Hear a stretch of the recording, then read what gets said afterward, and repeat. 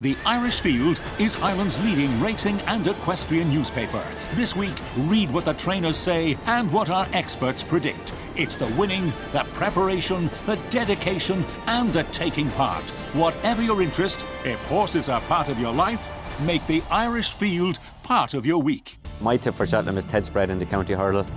I think he was a high-class flat horse on the flat, and I think he could be well handicapped. I saw him win the last day, and I think he's an improving horse. The one horse I love to ride in Cheltenham is Sprinter Sacre in the Irish Independent Arkle Novice Chase.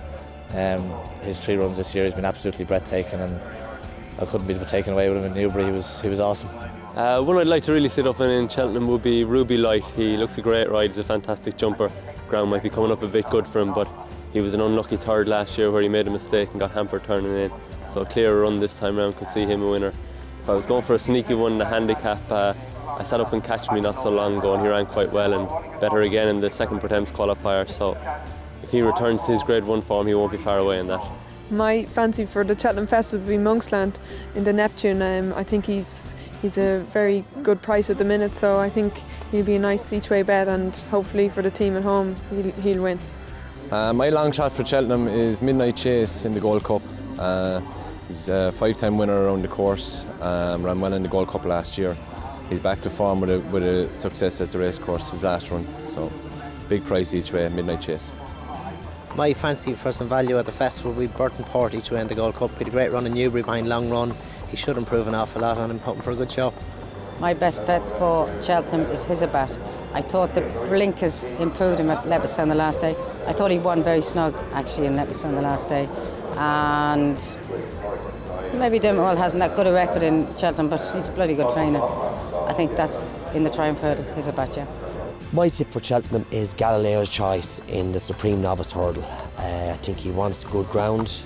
Robbie Mack will do the steering, and you get a lot of beating providing there's not a deluge of rain in Cheltenham, which is highly unlikely. So log on now and the best of luck. The horse I fancy for Cheltenham is Sir de Champ. Whichever race he goes for, he could go for the RSA or the Juicing. He's just a horse I've liked. He just always seems to do enough. He idles when he gets there, and he's a lazy type of a horse, but he won at the track last year, and you know, horses for courses, and I just think he could be he's my fancy anyway.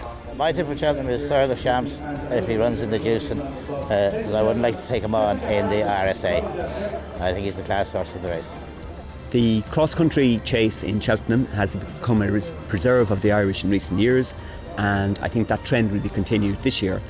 We have Scots Irish, who is making the crossover from racing on the track, where he's very, very successful, racing against the likes of Sizing Europe.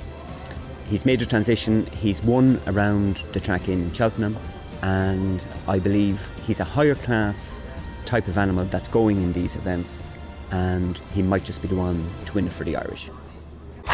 If horses are part of your life, make the Irish Field part of your week.